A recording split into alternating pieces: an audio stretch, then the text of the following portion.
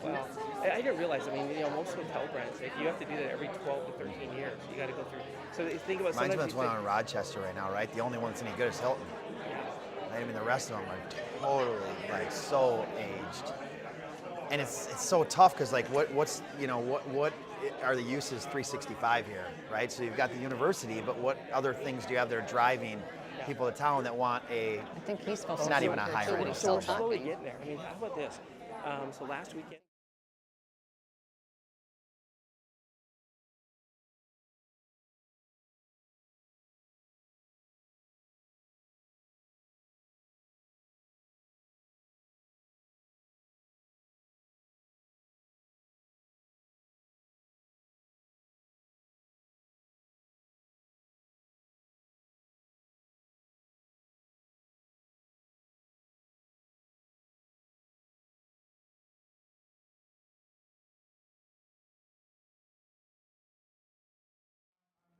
Thank you. Small Business Development Center, hosted at Minnesota State University, Mankato. The SBDC offers no-cost customized consulting to businesses throughout their entire life cycle. From the excitement of the idea stage, the thrill of the launch, the challenges of growth periods and distress times. So we've had a few of those over the past few years. Currently, we have 15 specialized business consultants that can provide assistance in various areas like cybersecurity, digital marketing, financial packaging, information technology, market research, and much more. If you are a small business or a fledgling entrepreneur that wants to test a concept, I invite you to get a hold of us through our website at myminnesotabusiness.com and apply for services through our center. They're free.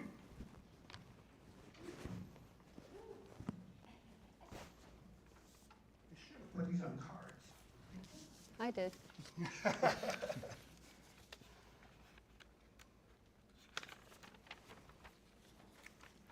Moving ahead, the Behind the Success is a series of 4 programs held throughout the next year to highlight the accomplishments of established successful entrepreneurs. I'd like to thank Connected Business Magazine, our media sponsor, for Behind the Success. And I'd like to ask John and Becky Wagner, John Smith and Becky Wagner, if you guys could stand. Becky's over there.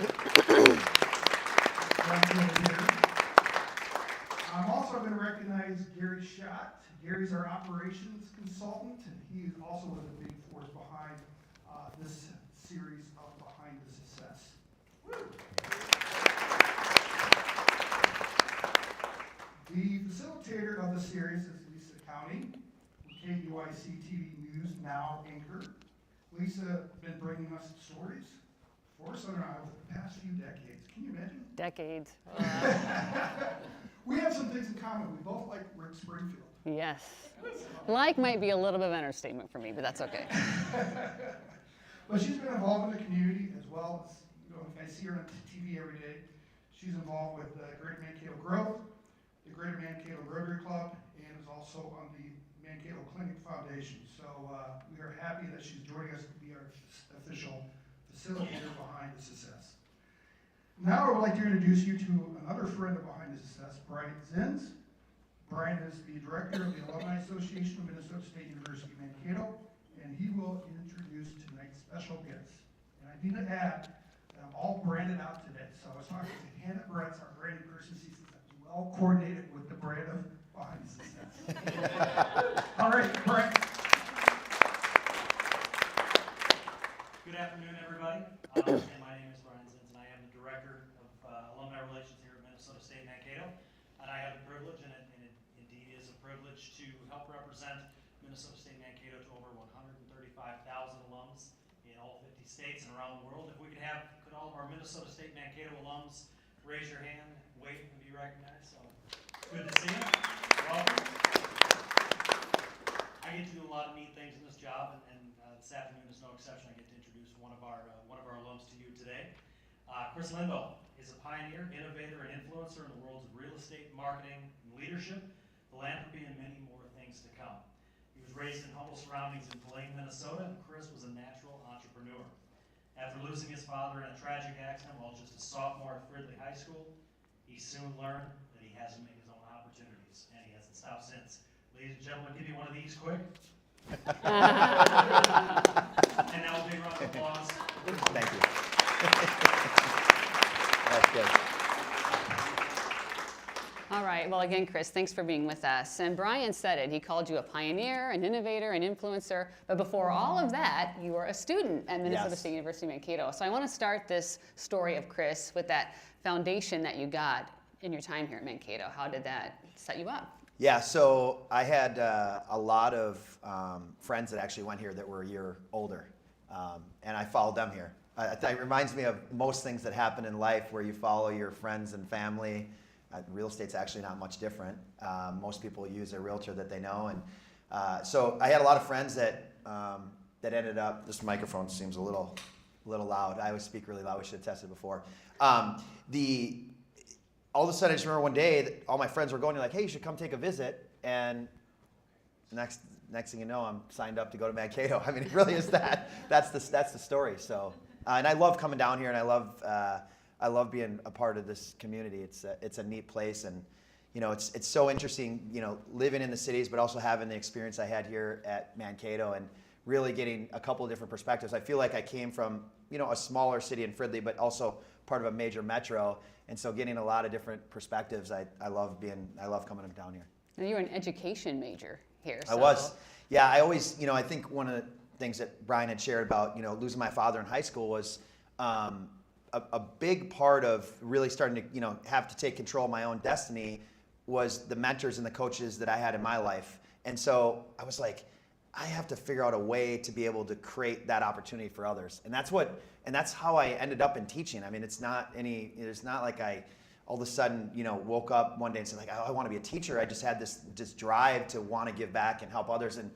And quite honestly, it's the only reason that I'm here today, right? Driving down from the cities and driving back after this, 4 hours in the car, is because I have a strong desire to give back and share any things that I've learned. And that's always what sort of propelled me forward to being, the only person that ever graduated college in my family was my mom's mom, my grandma, and no one else since then or before had. And so it's very unique, but it's always been about helping others. And it can be, you hear that from people, and it sounds a bit cliche, like people are like, oh, I want to help others to give back. But that's genuinely why I did what I did. Now, he also called you, and you call yourself a natural entrepreneur. So I recently stepped into that world, and there's nothing natural about it. It's very, very scary. So what do you mean by that? So there were so many signs along the way as I was growing up that I was an entrepreneur.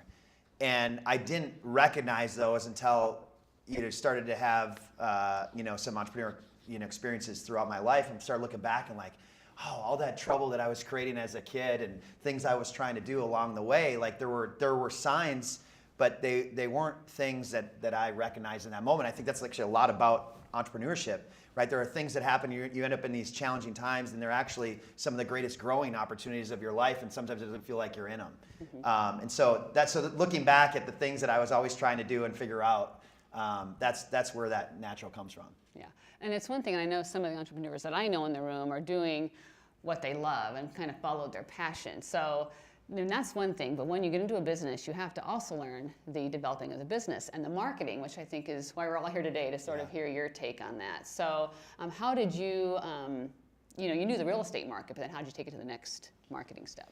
Yeah, so the key to success in marketing is being a great listener.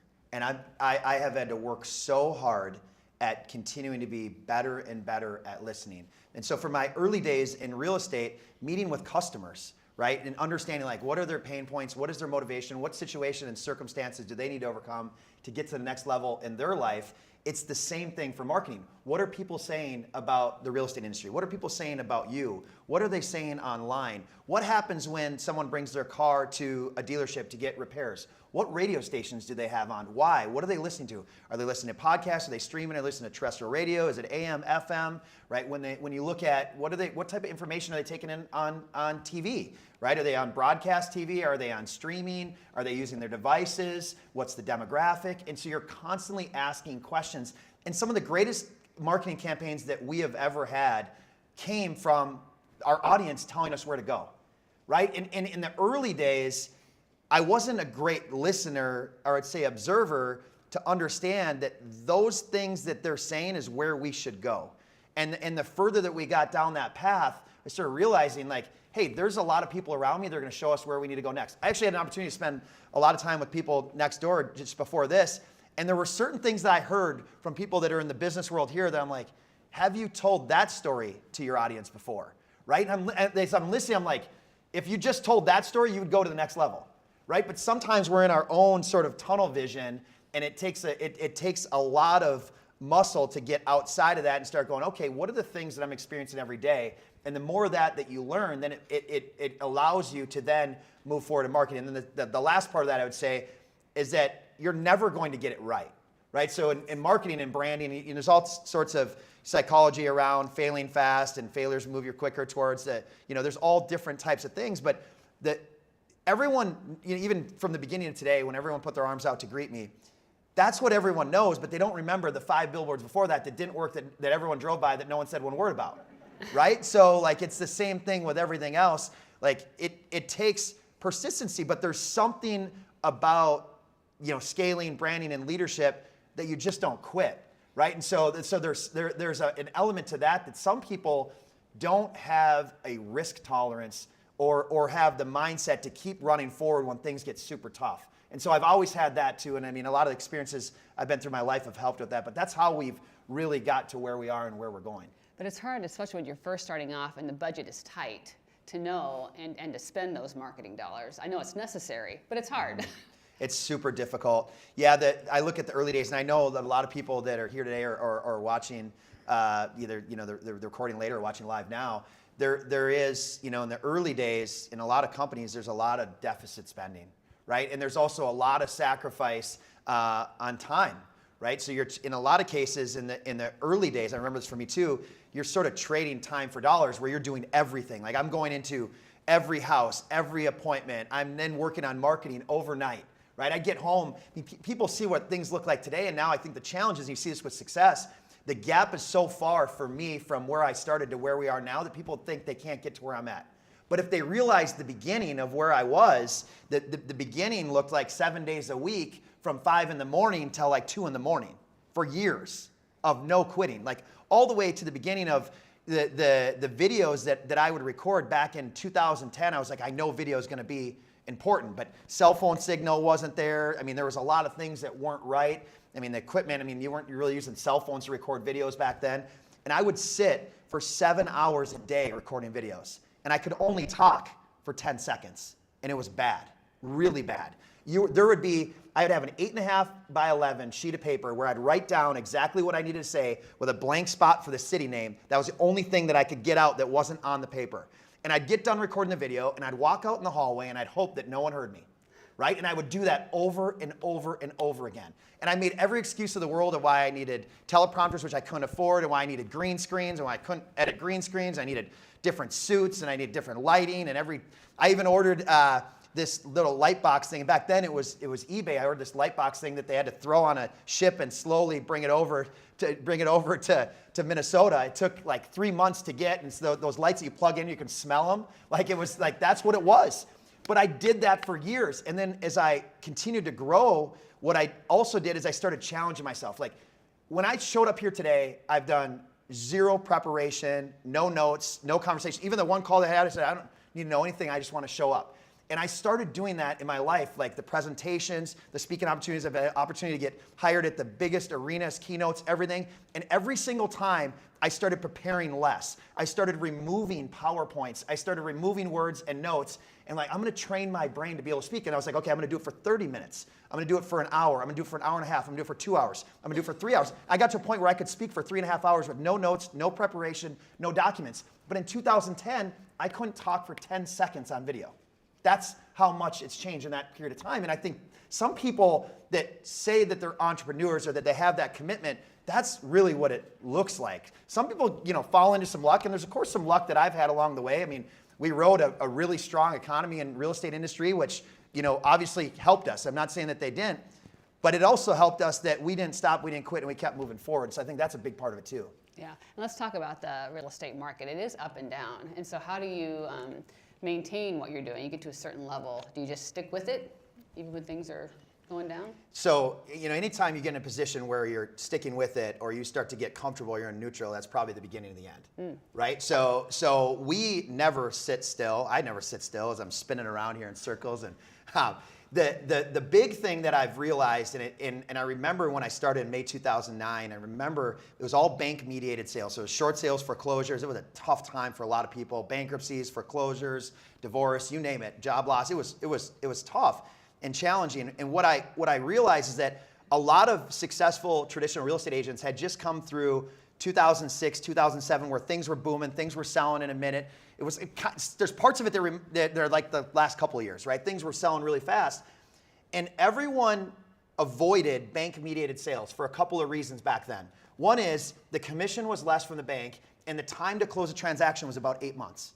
Right, so you were getting paid significantly less than you were on the retail side, and it was 8 months. But it wasn't just a standard 8 months. It was fax in bank statements, pay stubs, hardship letter, W-2s, and then you would call the bank, and the banks were so overloaded that you had to fax everything in, and then the fax machine fried, and they're like, hey, we never got any documents from you. And then you'd have to go in at midnight because that's the only time where you could maybe get clear fax line to get receiving to transmission to go through. And then you call 4 days later after they process it, go, we only got half of it. And you would do that for months. And so the brand that we have today was built on my average net commission was like $500. And it took about 8 months. And so today you see people getting into industries like, oh, well, I'm not making enough, and all these excuses. I'm like, I got to this point. Now, granted, there's some people that came into my life in our company. There's a way bigger part to the story of the people that lead Kris Lindahl Real Estate that play a huge role in this now. But there were things that we did back then that I realized that you really create your own economy. It never goes to zero. I've never seen it go to zero in any industry. There's always opportunity. But what happens is what I've seen is most people self-destruct. Right? You start tuning into the news. You start repeating what the headlines are. You know what's even fascinating about what's going on in the world right now, speaking on real estate, is that all the media outlets and everything are talking about layoffs and is this 2008, is this 2009?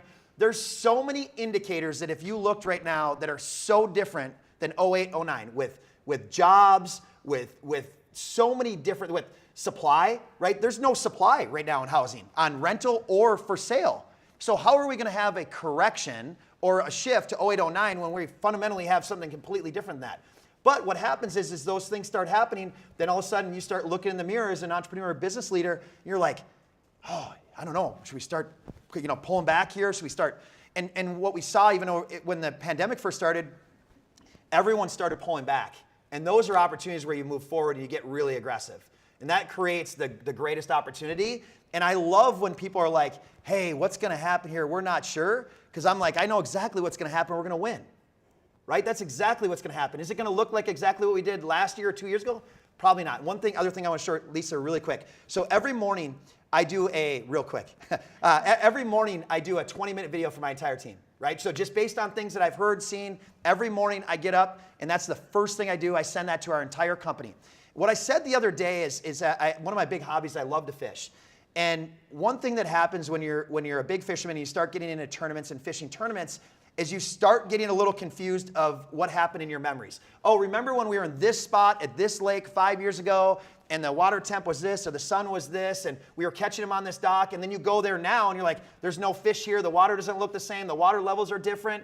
And so many people in business are running a business based on what happened in the past or on their memories. The same exact thing. Well, do you remember what it looked like here? Or do you remember what it looked like here? I'm like, all that stuff behind us is irrelevant. What we got to focus on what's happening now and in the future.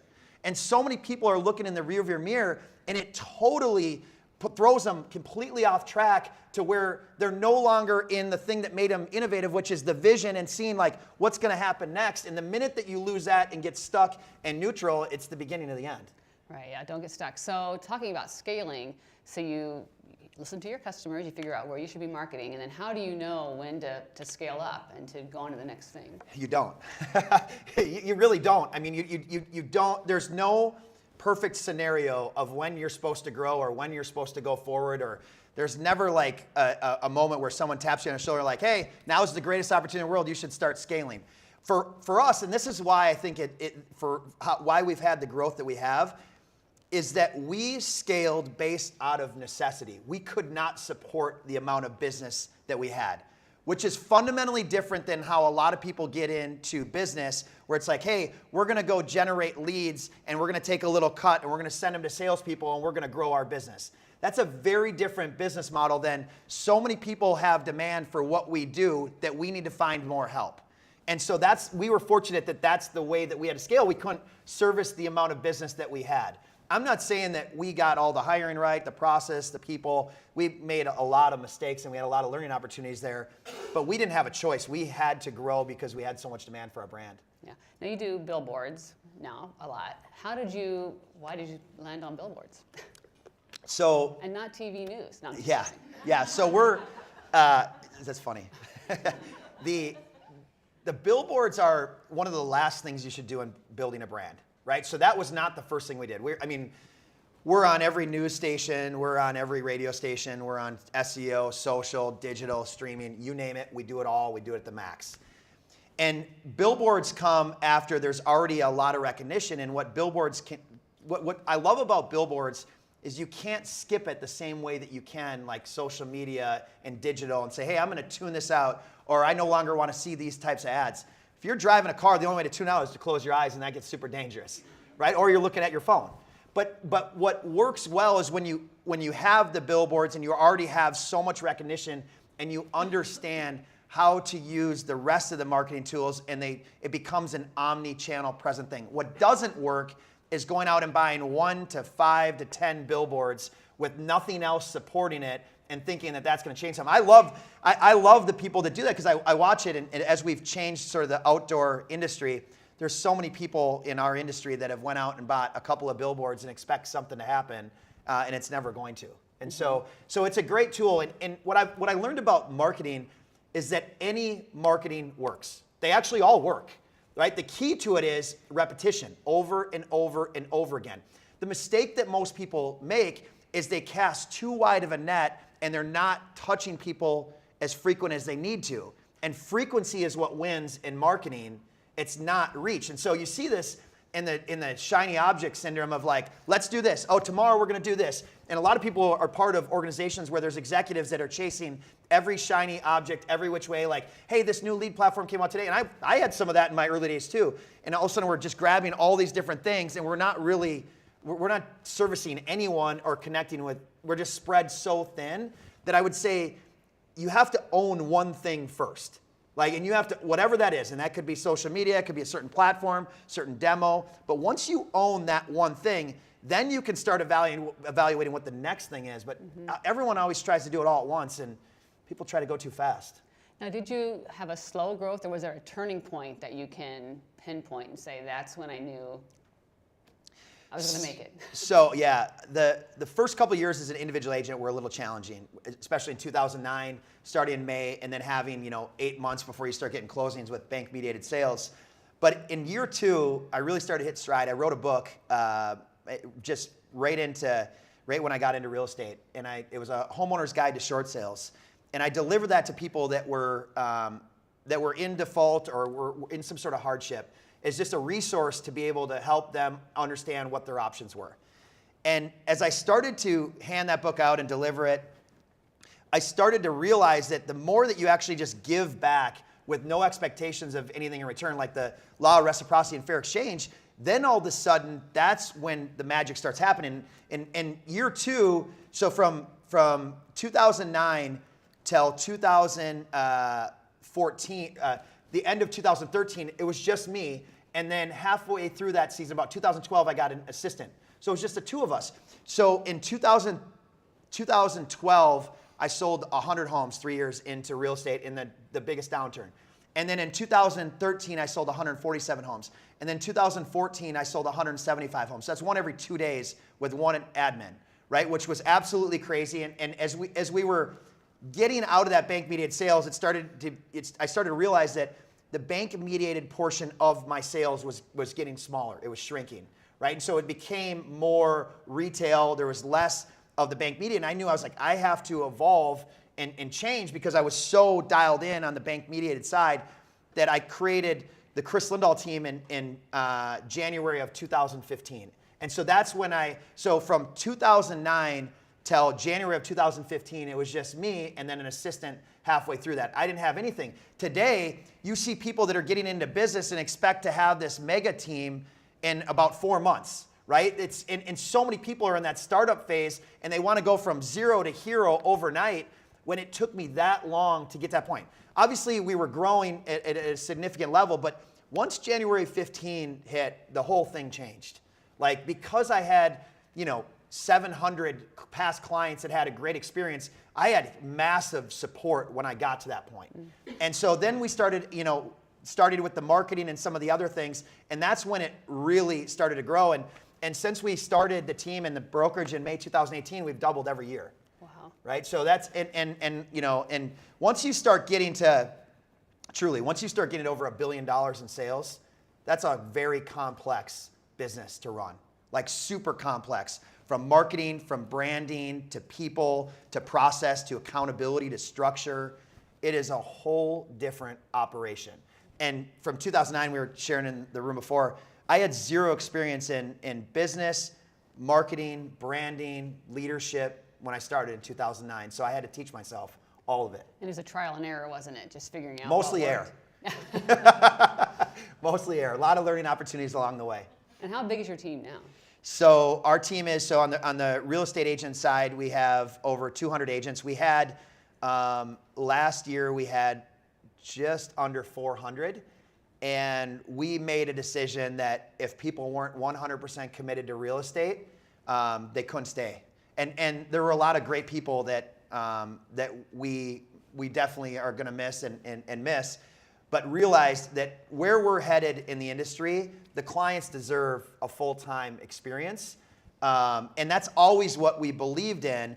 But as everything got to the sort of work from home and then the hybrid work environment, the gig economy, people were grabbing DoorDash jobs and Uber jobs on the side. Mm-hmm. And then when you think about the market that we're in today with lower inventory and higher demand, like, consumers deserve better than someone that says, hey, sorry, I can't show you the house till tomorrow. And so we made a big decision to really get, full-time commitment from every single person that we had. And then we have over 100 W-2 employees as well. Wow. to support the business. And everything that we've built inside our organization is based on what I realized the flaws were from when I was selling. And so anytime you can build something where you went through the pain first, it makes it easier to build than trying to build something where you've never been in those shoes. And so a lot of the things that we're doing is we're the first convenience-based brokerage where we're creating a convenience process and experience for customers, but also for our agents.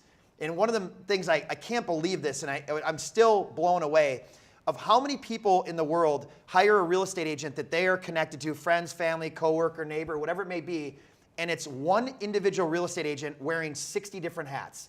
They're the social media person, they're the digital person, they're the marketing person, they're the photographer, they're the stager, they're the negotiator, they're the buyer's agent, they're the listing agent.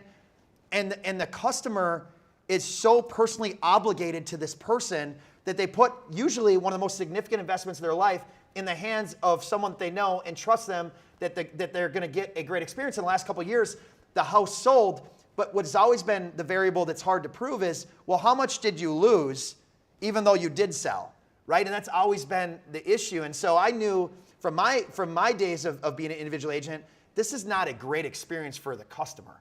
And so that's what we've been after to solve, and it's hard, very difficult.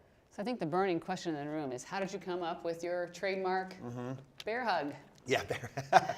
So the real big thing with the arms out was what our mission really is, and that's to be generous and give back. And one of the other really important factors of this is what our focus is helping people find their home.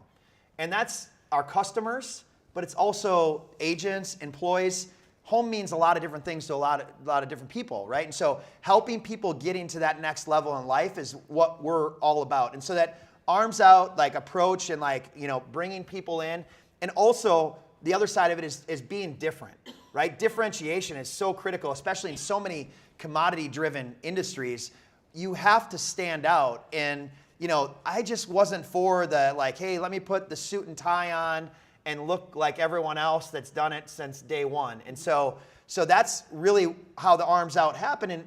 And so people think, oh, the arms out has got all this attention, but there's actually been a strategic process to getting that attention, which came from a lot of the marketing and that omni-channel approach that we created and developed that have helped do that. So can you talk about that strategy just a little bit more?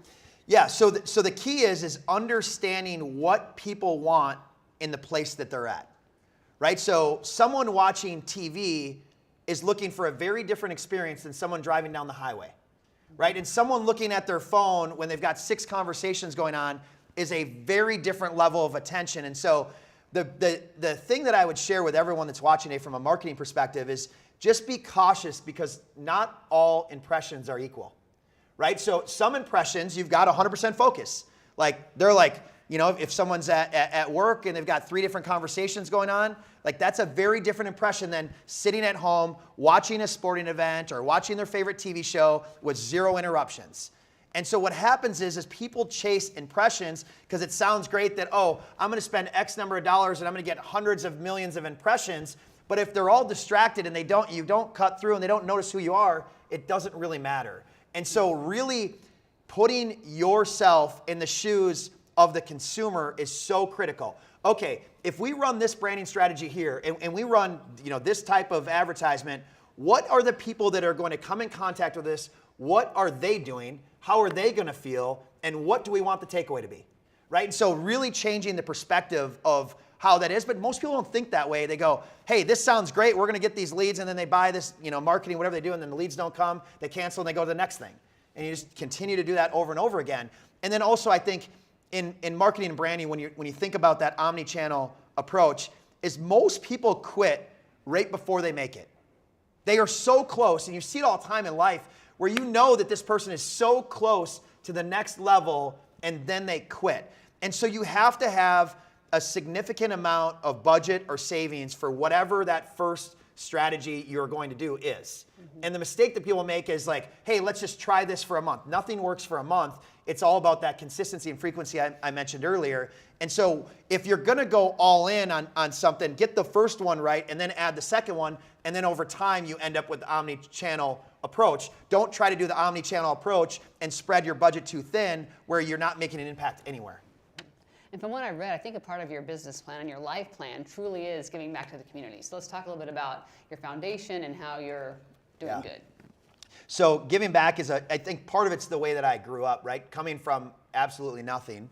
Not saying I didn't have a great experience. I created my own experience. So my mom played a huge role in my life. My siblings played a huge role. My grandparents did. So I'm not sitting up here saying that my life was terrible or anything like that. But I know that I have the ability now, and I'm fortunate to have some really smart people around me. I've had some amazing mentors, and people inside our organization that are dear friends of mine that have really helped our company. And now when I say our company, there's so many companies that we own now, from the one that started with real estate. And now we're in so many different industries and places from what we learned there. Because what you find out too, as you grow and you scale, it all starts looking oddly familiar no matter what the industry is, right? There are so many similarities where there's a decent amount of the blanks that I could fill in for any business at this point, because in the B2C side of things, because you start to see the same patterns and the same things. And so what we've always want to do, and started from when I was a kid, was that giving back, getting that education, and making a big difference in our foundation with, the Be Generous and positively impacting everyone and everything that I come in contact with and leaving it better than when I came, right? And so that's always been my mentality, is to go in, deliver everything you have, give it to as many people as you can. And what you're doing is you are building so many relationships and so many connections, and you don't necessarily know where you come in contact with those again. But it's amazing as my life, as I've grown as a person in my life has continued to go here, is that people are coming back in my life that I haven't seen in a long time. And it's neat that you have all these different things that happen in life. It's such a special opportunity that we all have. And as you give back and you find yourself in one of the easiest things to give is money, right? Whether that's $1 on GoFundMe or whether that's a significant amount of money to a nonprofit, charity, foundation, whatever it may be. What's so hard to give is time. The easy thing to give today would be like, hey, I'm going to make a donation down here in Mankato for everyone that's in the business community or the education community or the entrepreneurship. What's hard is like, I'm going to get in the car at 11 a.m. and I'm going to drive to Mankato. I'm going to spend time here. Then I'm going to go home and I'm going to get home at like 8 or 9 tonight. That is so much harder than just saying, hey, can I just make a donation to the project that you're starting behind the success, right? And I think that's what our society has become. Like, where's the easy button? And GoFundMe has done a great job of connecting emotionally to causes, right? So all of a sudden, I mean, I just donated the other day to one. It was like just such a tragedy for this young child that has leukemia that is 2 degrees away from me, but I know people that know the parents super well. I saw it and I was like, I have to give to this cause today. Like, I want to see him get better. And I think those types of things are changing the way that giving actually functions, but the time aspect of it is actually what I believe creates the legacy, right? So when all of a sudden you can start bringing your family, your friends, your neighbors, coworkers, and you can start together giving your time and watching people lead their kids, their grandkids, their nieces, their nephews, and bringing all that together, that's where I've watched like the breakthroughs in life happen. And it's not that, you know, I've seen a lot of people give a lot of different money to a lot of different causes, but I've never seen the same thing as I have when I'm literally watching people lead people in their family and their friends and their coworkers around them go to the next level of giving back their time. Yeah. Our time is going quickly, so I think it's time to take some It questions. always does. I know. Questions from the audience. If any of you have any questions, we can take those at this time. And while we're waiting for someone to be brave. Oh, Ashley.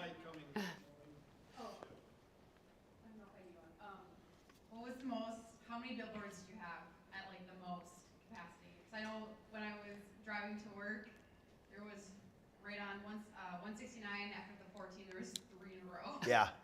Yeah, so hundreds, approaching the 1,000 range at times, right? I mean, the billboard reach that we have is like the entire state and also into Wisconsin as well. To make an impact at that level with arguably somewhere between 7 to 9 million people is so hard to do. It's so difficult. And what I realized early on, to your point there, is that, and this, I think this is what I really want people to take from this because it matters so much. I didn't realize the reach that we had until we created a message that was outside of buying and selling. I had no idea. Right? I knew the people that came to us that were thinking of buying and selling real estate. What I didn't know was the person that drove on 14 and passed 3 billboards that didn't reach out to us to buy and sell until we started hiring. And we started putting out messages for our real estate scholarship program where we pay people to get their real estate license and we train them up our way and help them. The first month that we did that, we had 1,500 people apply. The first month, 1,500 people apply. And what I realized is we spent almost 10 years of building relationships and connections with so many people that this was the first time that we gave them an opportunity to be a part of our company because they weren't looking to buy or sell, whether maybe they weren't in the market or maybe they weren't interested in buying and selling. And so I want to share that with you because there's this sort of mindset right now, especially like on social media, where everyone's so trained for like how many likes and how many comments did I get today? Like what you write, what is the instant gratification? But some of the videos I put out might only get 500 or 1,000 views, but every one of those views is actually a person. And if you continue to do that all day and every day for years, you are building up a connection with so many people. And I'm glad you asked that question because I want to make sure to share that there are so many people that have stories in life where you've connected with a brand where you actually haven't consumed with that brand, but you're super aware of what that brand is. Good question. Others? Yeah, great question. You mentioned omni-channel marketing Yeah. a couple times. Can you explain what that is? Yeah, of course. Yeah, omni-channel marketing. Great question. Thank you. I should have clarified that. So omnipresent for us, and I think if you look at the definition, is basically like you're everywhere, right? Every single platform, every single place that you can possibly market or advertise or connect with people, you are. And so that's what that means. And that's also going to another level right now through repurposed content. For example, today, right? So I have an incredible, creative team that came with. We're live streaming this right now on my personal Facebook, on my YouTube, and on my LinkedIn, right? The entire thing. I've got a second mic that you can't see here that's underneath my shirt. The audio is running directly to the computer in the back that's pushing out high quality content to those platforms. When we are done with that video, we will cut that video probably into 200 15-second, 30-second, 45-second, 60-second spots. We'll also take the horizontal view that the camera's on now, and we'll cut that into squares for Facebook. We'll cut that into verticals for Instagram Reels and for TikTok, right? Because every platform has different requirements that work, right? So the more that you can repurpose the content that you already have, even next door with the conversations that I enjoyed with so many of you, if you would have had a microphone with you, or if you would have had someone even recording with just a camera on their phone, you might have been able to take your business or whatever you're working on to the next level today. The stories that I heard, like especially those conversations like this Q&A that I'm having with Lisa, it unlocks things from your subconscious that you can't actually write down, right? Asking the question about 3 billboards and bringing me back to that, like those types of things came out because of that question. And it inspires you. And so when you document and record things like this, you could be with one friend or one coworker sitting at a desk. You could find a coffee shop, a bookstore. You could be in your office. You could be in the classroom, wherever you are. And you could say, hey, let's just sit down. Let's buy a $10 tripod on Amazon and put a camera phone here, connect a couple of lav mics, and you could cut all of that stuff up. You could find a freelancer online for significantly cheap compared to what it used to be. And you could cut that up and put that on social media. And when you start, you're probably going to get 10 to 100 people to watch it. But if you keep going, all of a sudden that number is going to continue to grow. And so that's what, omni-channel present is like. You're constantly giving value in content in every place. The mistake that most people make, and this has to do with like deposits and withdrawals when it comes to marketing, is that most people try to take a withdrawal from something that they've made no deposits in, right? When you think about an investment account or a bank account, right? You have to put money in before you can actually take money out. And the mistake that you see, majority of people, you drive by all the billboards, around Mankato, you look at any advertisements that are happening, the majority of them are so salesy with so many words and so much information, and they have not built rapport and they have not given information to the customer that they aren't even in a position where they can make an ask to get some sort of withdrawal. It's a mistake that almost every business makes. That's why everything that I'm doing here is I'm sharing all of this information. I'm not asking for anything. I'm not selling anything. I'm not here to say, here's my book or here's my course or anything else. I'm just here to give information and realize that coming here, I'm going to be able to repurpose all of the information and continue to put that out. And some of you in this room today might go to my social media after this and might leave a comment about how well or how poor I did or anything in between.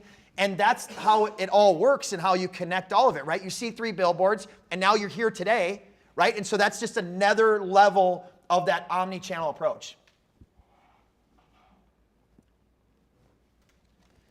How important have you found a level of authenticity is for your marketing efforts? And how can you bring authenticity into the various channels that you've used to get out there?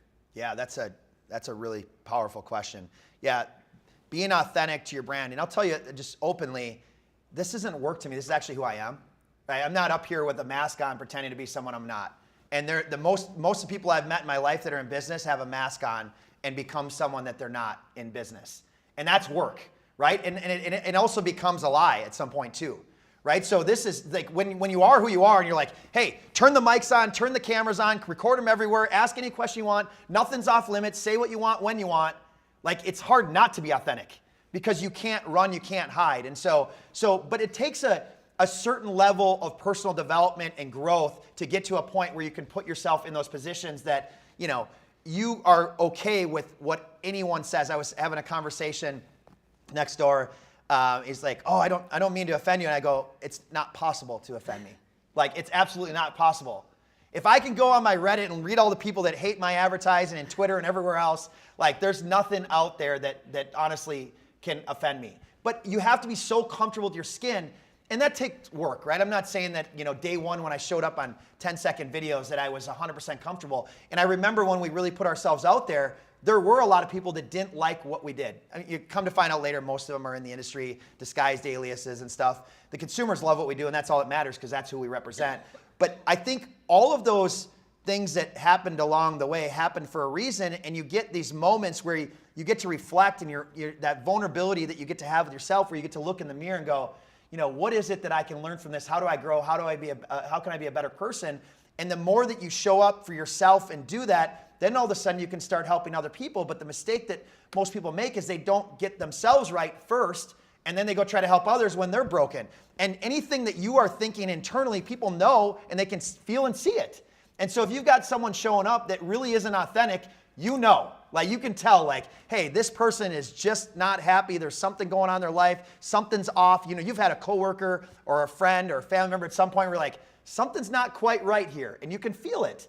And so if I'm showing up here with my team here, and everyone that I'm connected to my entire life is watching this live right now, right? Like, hey, Kris is sitting up there right now. Something doesn't seem right with him. Like, I know who he is. Like, he's really off. Like, you would know, right? And so I think it's so critical that, and brands can, depending on if you build a brand around a person and a persona, like a CEO or spokesperson, there's different ways to obviously do it. And you could have a brand guide. You could have a spokesperson persona type guide or structure. We never had any of that. I just was who I was, unapologetically, right? And over time, I'm fortunate that there were enough people that liked who I was, that were willing to support us, that helped us scale and grow.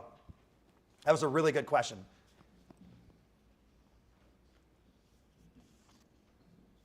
I love this room, by the way. This is really a nice, intimate room. This is good for you. You guys should keep doing this here. Talk about the guaranteed offer concept, and how do you market around the cynicism that might come behind something like that? Yeah. Some people thinking it's just a late night infomercial kind of scam or whatever, those things. Yeah.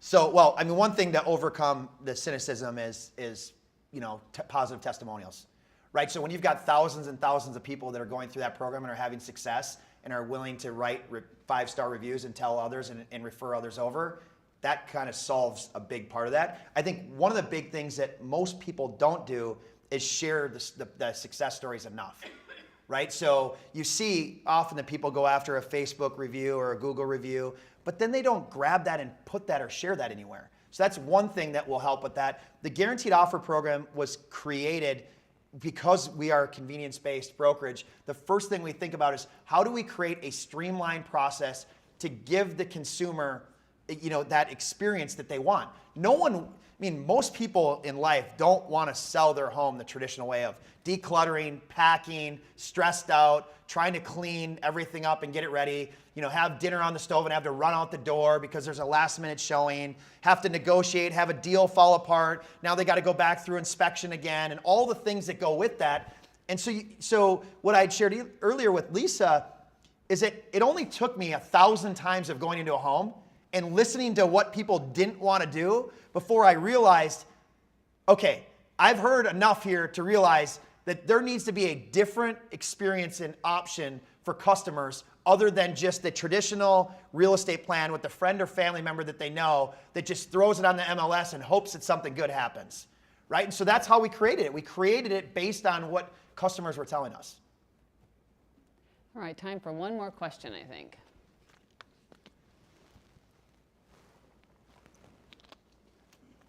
Do you have an end goal, and if so, what would that be? Yeah, so in terms of what? Like personal, professional? I would say personal.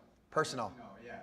Yeah, so, Maybe carry over to professional if you like. so I mean, I think, to be honest, if I could be just open with everyone, I think goals are kind of I don't really believe in goals. I believe in commitments, right? And so anyone that makes a goal, it's like you watch everyone do these New Year's resolutions and goals every year and no one ever does them because it's a goal. And I think there's some association with goal that most people don't really fulfill that. But if you make like short commitments like, hey, here's what I'm gonna do this week. Like I'm going to do this today. And then you start breaking it down by micro commitments. Here's what I'm gonna do in the next 24 hours. And you follow through with every single thing that you say you're gonna do. Good things happen long term, but I think what happens, and this is the same thing with like the big overwhelming, like why are you doing this? Why is it gonna be this way? Like, oh, here's all these things that I'm doing. This is what it's all about. Is that it becomes so overwhelming for most people that it feels like you can't actually get there. Where breaking it down into something that can happen today is a lot more easy to attain than what am I going to be doing 15 years from now, right? And I think there's a lot of conversations right now in the world about what is retirement, right? That's another one. Like, what does retirement look like? I've had the opportunity to meet so many people of all different walks of life. Some people that are just starting and some people that are towards the end of their career. And there's very few people that I've met that are like, hey, I'm just going to walk the dog every day and hang out on a beach for the next 20 years and just call it quits, right? Not that they necessarily want to go back to a full-time job or responsibility, but why do you see people all the time that are in retirement communities that are driving golf carts, that are rangers, that are helping at the tennis courts, that are helping at the grocery stores, that are giving back in communities because they still want something to do and they also want meaning, right? So I'm starting to realize, and I'm not saying that I have it all figured out, I'm starting to realize that as I grow throughout life, that what it all looks like in the end, I don't think that anyone really knows, right? And I've just seen a lot of people that get towards the end and like, I thought it was going to look this way, and I spent my whole life doing this, and then all of a sudden something tragic shows up in life, right? So I've sat with people that all of a sudden, you know, they're like stage 4, and they're 50 years old, and thought that they were working their whole life to save a certain amount of money because their end goal was to retire at 55, and they're dead at 51, right? So there's some sort of balance to all of that, what the end goal is. And so I didn't completely answer your question because the truth is I don't have one, right? I'm just focused on doing the right things every single day, and I know great things are going to come. That was Thank you. I think I did see a question over here too, though. Yeah. What things have you found that's been successful with motivating your staff? So what things have I found successful with motivating our team? Yeah. Showing up every day for them, right? So like I shared earlier, doing a video every single day for 20 minutes. I know very few companies in the entire world that do that, right? And that's hard. I'm not saying that's easy. Even with the amount of training that I have now in speaking and being on video, it is so hard to hit go live at 6 o'clock in the morning every single day. But it's that dedication, it's that micro commitment every single day. Some days I'm like, that was like a C-, maybe an F, right? That wasn't great. And then all of a sudden, you know, we're always, you know this, we're always our own worst critic, right? So then you go back and there's like 20 comments from our team. We're like, oh, I thought that was horrible. But then all of a sudden you have all these comments. And then the ones you think like, this is the greatest thing in the world, no one says anything, right? So you can't get discouraged based on just one message or one piece of communication. You have to be consistent. And consistency is what wins in anything. And that's one really big way. Also, the most, and there's all kinds of books and, you know, psychology that's been done on all of this. I love Lencioni's 5 Dysfunctions of the Team, and we make sure that everyone reads that inside our organization. I think it's super critical to understand like what gels, what makes a team, what things don't work well, is being vulnerable and transparent yourself, right? So being, you know, whether this is on video, whether this is in person, in the office, wherever it is, but being open and willing to share. Like, I remember like when all of a sudden we had the shutdowns of the pandemic, and I went live and said, I don't actually know what's going to happen, but I know we're going to be okay. And we're going to shift our entire business from buying and selling real estate to buying supplies and groceries for people that are in need right now. I remember some stories of like going into, you know, high-rise condos where there were people that were at risk, that were so nervous that they wouldn't go anywhere, where we hired and employed Uber drivers and went and delivered food. We didn't post this all over social media and say, hey, look at us, we're giving back to the community. But when you're willing to respond in crisis, in challenging times, and show that like, hey, I don't have this figured out, this is a scary time for me and my family, for everyone else in the world.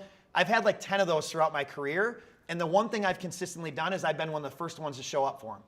I don't have any of the answers. I just said, I got to go live right now. They need to hear from me. I'm not exactly sure what I'm going to say yet, but I just know that people are nervous, they're unsure, and they just have to hear something. And giving that level of confidence that, hey, we're going to get this figured out, things are going to be okay, I think is a really important piece of creating a bond with your team. Thank you. Yeah. All right, I think, are we out of time, Gary? We still have a few more minutes. Okay. That's good. We have cards, you know, if you're more comfortable than spin it writing, there are some cards and pens at your table. Go ahead and so maybe. I thought we were just getting started here. I know, it feels like it. We should have started with audience questions. Those were great. Yeah. One more question. Anybody else? Yes.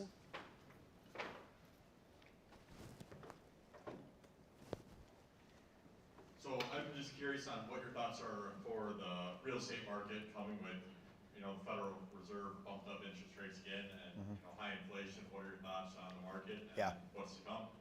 So I don't know all the answers, first off. I think anyone that puts themselves in a position where they pretend to know what's going to happen with some sort of magic 8-ball of like, this is what it's going to look like. The thing that I've learned from my years in real estate is that most people in life buy around life-changing events, right? So expecting children, downsizing, retirement, death, relocation, divorce, and so on. Investments, there's so many more. And that never stops. Right? And at some point, people are trying to figure out, hey, is it going to crash? Is there going to be a bubble? How do I time the market? Where's the bottom? When's it going to be the bottom? And all these things. And and most people, I've seen this in people that try to time the stock market too. No one really ever does, right? I mean, they never really get it. And there's timing and where you're at in life, right? That has a big factor of how that all works. And I always like to ask questions around like, at what point does your life matter more than trying to time it perfectly, right? And I think that's the question that everyone should be asking. And if the priority is, hey, I want to get in at the right point with the right amount of money, and I'm okay making a sacrifice in a house that's too small, too big, not right, then you should stay. But if the answer is we're busting at the seams, or we need to relocate, or we need to move, we've got to go, then whatever the market is at that point, you have to move forward, right? And so too many people get caught up in, what are rates doing? What are rates going to do? Are they going to go up? Are they going to go down? And I think what you saw over the past several years is the majority of people got so obsessed with what they were paying for the house, right? So what was the purchase price that they lost track of the interest, right? And the interest is, for most people that are purchasing real estate, the interest is more of the payment than the principal is. And so I've just seen throughout my life that most people that are thinking about some sort of real estate transaction don't have the right information. And so when you ask them a question around, so what's it going to look like when you time the market right? What indicators are you using, right? Who are you getting advice from? No one has any questions. They're watching the news or talking to people they know, and pretty soon everyone starts saying, the market's going to do this. Well, don't you think it's going to crash? Like, maybe, maybe not. Who knows? But I think there are a lot of indicators that don't suggest that today. Not saying that some of them might not change. We still have historic low inventory, right? And until inventory goes up significantly, until days on the market goes up significantly, I don't see how we could have some sort of major correction overnight. Now, if next week all of a sudden there's a big announcement that there's massive layoffs like we've never seen before, of course something's going to change with, average home price and some of those things. But I get less caught up in, what the market's going to do, what the rates are going to do, and we just continue to show up for customers that have a life-changing event that they have to move forward with now. All right, Kris Lindahl, thank you so much. Thank you. Thank you. Just a few words. First of all, I'd like to thank Lisa for being our facilitator today on KEYC News Now, for allowing her to be a part of this. Connect Business Magazine, University Advancement, University Alumni Association, as well as the University Strategic Partnership Center. Please, on your table, there are some pens. There's a cup. If you want the purple cup, feel free to take one. Also, take some copies of Connect Business Magazine along with our brochures as well. And Kris, I think you made the drive here since 11. Yeah. If people want to stick around when you got your photography. Yeah, fine. I'll stay for as long as we want. How about if I have to get a hotel room, I know Kent will buy one for me, so I'll be good. Would you like everybody to come up here who can stick around for a while, and we can take a photo with your arms out? Awesome. Yeah, anything. All right. Yeah. All right. So let's Awesome. do that, Thank folks. you. And thank you very much. Next session is coming in January. It was a pleasure. You did an amazing job. Thank you. It was a pleasure. Yeah, great It was questions. really Thank you. awesome.